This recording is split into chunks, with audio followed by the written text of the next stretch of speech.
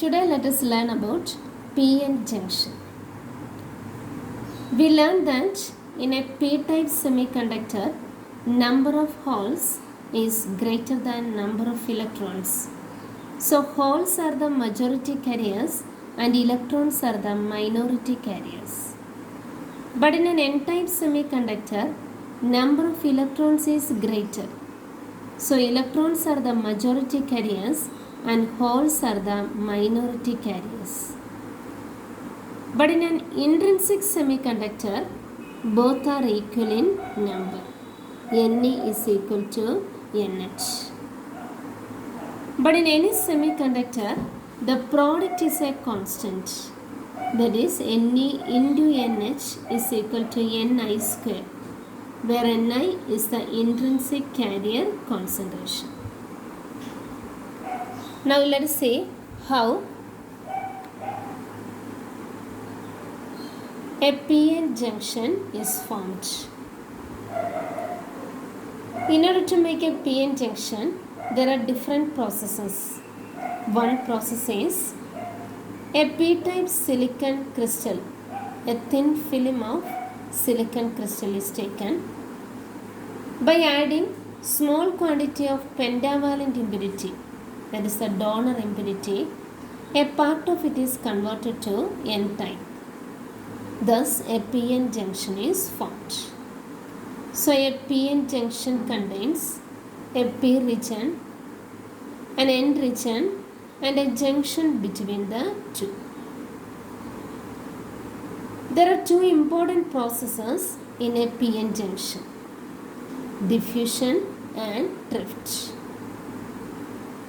During the formation of the p-n junction, the majority carriers will cross the junction.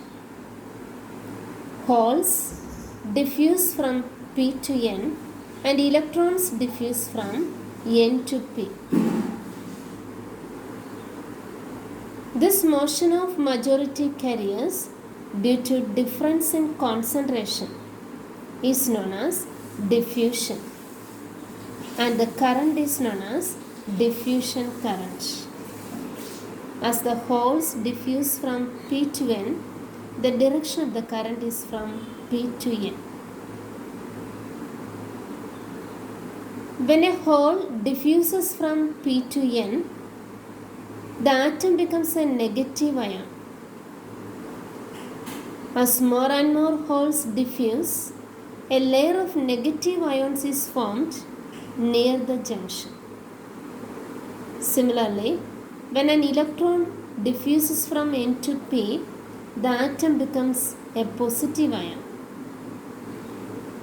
When electrons continue to diffuse, a layer of positive ions is formed on the N side near the junction. This layer of immobile ions near the junction is known as depletion region. So here you can see the depletion region.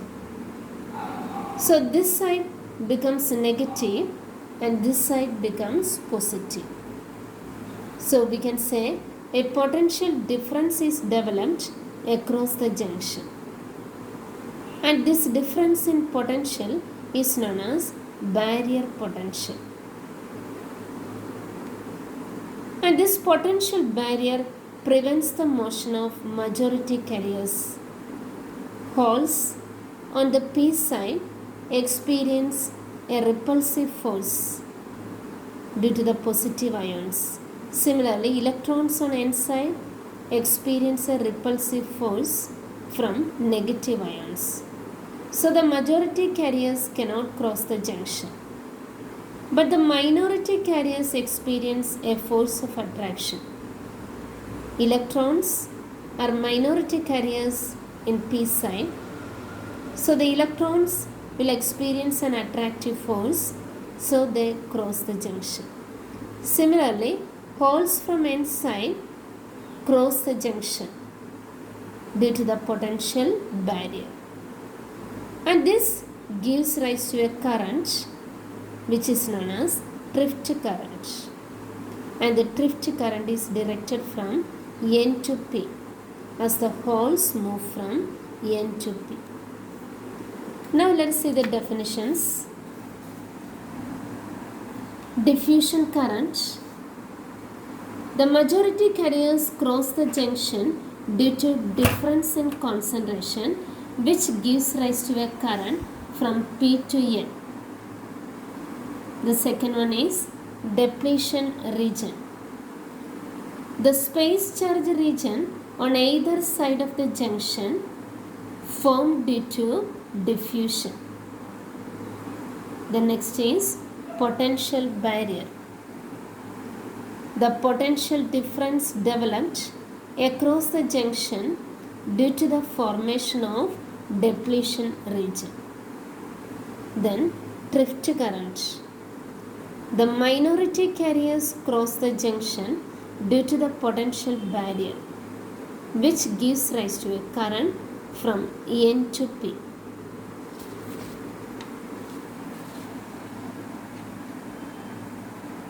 So the diffusion current is directed from P to N and drift current is directed from N to P.